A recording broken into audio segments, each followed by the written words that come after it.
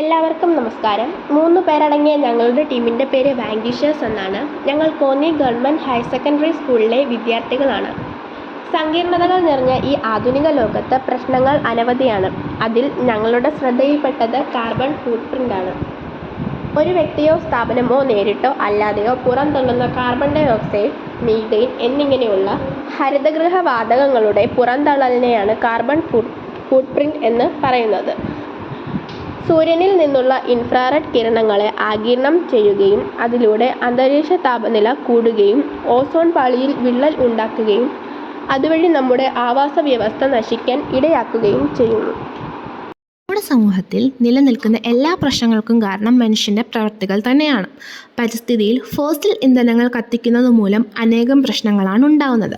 പ്ലാസ്റ്റിക്കിൻ്റെയും മറ്റ് അമിതമായ ഉപയോഗം തുടങ്ങിയവയെല്ലാം കാർബൺ പുറന്തള്ളലും മറ്റ് ഹരിതഗൃഹ വാതകങ്ങളും ഉണ്ടാകുന്നതിന് കാരണമാകുന്നു. വാസ്തവത്തിൽ മനുഷ്യൻ്റെ ആവശ്യം നിറവേറ്റുന്നതിനുള്ള ഏതൊരു പ്രവൃത്തിയിലും കാർബൺ ഡയോക്സൈഡ് പുറപ്പെടുവിക്കുന്നുണ്ട്. നമ്മുടെ ദൈനംദിന യാത്ര, കഴിക്കുന്ന ഭക്ഷണം, വാങ്ങുന്ന വസ്ത്രം, വലിച്ചെറിയുന്നതെല്ലാം കാർബൺ ഫുട് പ്രിൻറ്റിനെ വലുതാക്കുകയും നമ്മുടെ ഭൂമിയെ നശിപ്പിക്കുകയും ചെയ്യുന്നു.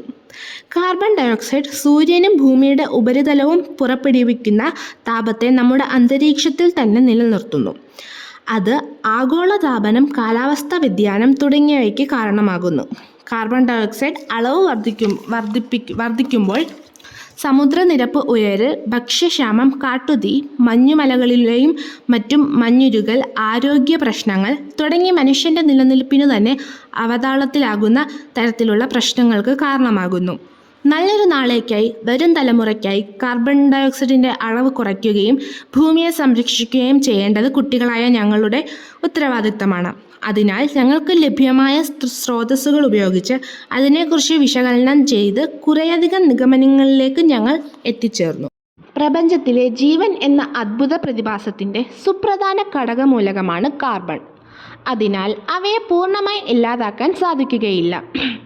പല മാർഗങ്ങളിലൂടെ അതിൻ്റെ അളവ് കുറച്ച് പ്രകൃതിയെ സന്തുലിതാവസ്ഥയിലെത്തിക്കാൻ നമുക്ക് സാധിക്കും. അന്തരീക്ഷത്തിലെ കാർബൺ ഡയോക്സൈഡ് കുറയ്ക്കുന്നതിനായി കഴിയുന്നത്ര നടക്കണം, പൊതുഗതാഗതം ഉപയോഗിക്കണം, റീസൈക്കിൾ ചെയ്ത ഉൽപ്പന്നങ്ങൾ ഉപയോഗിക്കണം, പ്രാദേശികമായി ഉൽപ്പാദിപ്പിക്കുന്ന വസ്തുക്കൾ കഴിക്കണം. ഇങ്ങനെയുള്ള ലളിതവും പ്രായോഗികവുമായി നിരവധി ഘട്ടങ്ങളിലൂടെ വ്യക്തിഗത കാർബൺ ഫുട് പ്രിന്റ് വിജയകരമായി കുറയ്ക്കാൻ സാധിക്കും. അത് പാരിസ്ഥിതിക മാറ്റത്തിന് ഒരു ഏജന്റായി മാറുന്നു. പുനരുൽപ്പാദിപ്പിക്കാവുന്ന ഊർജം സ്വീകരിക്കുന്നതിലൂടെ ഫോസിൽ ഇന്ധനങ്ങളെ ആശ്രയിക്കുന്നത് കുറയ്ക്കുന്നതിന് സൗരോർജം, കാറ്റ്, മറ്റ് പുനരുപയോഗിക്കാവുന്ന സ്രോതസ്സുകളിലേക്ക് മാറാം. ഊർജ ഉപഭോഗം കുറയ്ക്കുന്നതിന് കെട്ടിടങ്ങൾ, വീട്ടുപകരണങ്ങൾ, വ്യാവസായിക പ്രക്രിയകൾ എന്നിവയിൽ കാര്യക്ഷമത വർദ്ധിപ്പിക്കുന്നതിലൂടെ ഊർജ കാര്യക്ഷമത മെച്ചപ്പെടുത്താം. മാലിന്യ നിർമ്മാർജ്ജനം കുറയ്ക്കുന്നതിന്, വസ്തുക്കൾ കുറയ്ക്കുന്നതിന്, പുനരുപയോഗിക്കുന്നതിനും പുനരുപയോഗം ചെയ്യുന്നതിനും മുൻഗണന നൽകുന്ന രീതികൾ നടപ്പിലാക്കാം. ഡൽഹിയിലെ വായുമലിനീകരണവും ബ്രഹ്മപുരം മാലിന്യ പ്ലാന്റിലെ തീപിടുത്തവും ഈ വഴിയിലൂടെ ഇല്ലാതാക്കാൻ സാധ്യമായിരുന്നു. ഇത്രയേറെ പരിഹാര മാർഗങ്ങൾ നിലനിന്നിരുന്നിട്ടും ശരിയായ രീതിയിൽ ഉപയോഗിക്കാത്തതിനാലും കൂട്ടായ പരിശ്രമങ്ങൾ ഇല്ലാത്തതിനാലും ഈ മാർഗങ്ങൾ ഉപയോഗിച്ച് ഫലപ്രാപ്തി കാണുന്നില്ല. അതിനാൽ ഞങ്ങൾ കണ്ടെത്തിയതാണ് പേഴ്സണൽ കാർബൺ ഫുട് പ്രിന്റ് മാനേജർ.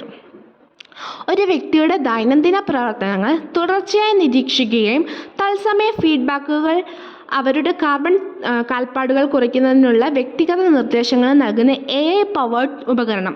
ഇതാണ് പേഴ്സണൽ കാർബൺ ഫുട് പ്രിന്റ് മാനേജറിലൂടെ ഉദ്ദേശിക്കുന്നത്. ഞങ്ങൾ കണ്ടുപിടിച്ച ഈ മാർഗം എത്രത്തോളം ഫലപ്രദമാണെന്ന് അറിയാൻ കുറച്ച് സ്റ്റോക്ക് ഹോൾഡറുമായി ബന്ധപ്പെട്ടിരുന്നു. അവരിൽ നിന്നും പോസിറ്റീവ് റെസ്പോൺസാണ് ഞങ്ങൾക്ക് ലഭിച്ചത്. ഞങ്ങളുടെ ഈ കണ്ടുപിടുത്തം എക്കാലത്തും പ്രസക്തമായതും എല്ലാവർക്കും ഉപയോഗപ്രദമാണെന്ന് ഞങ്ങൾ വിശ്വസിക്കുന്നു. Thank you.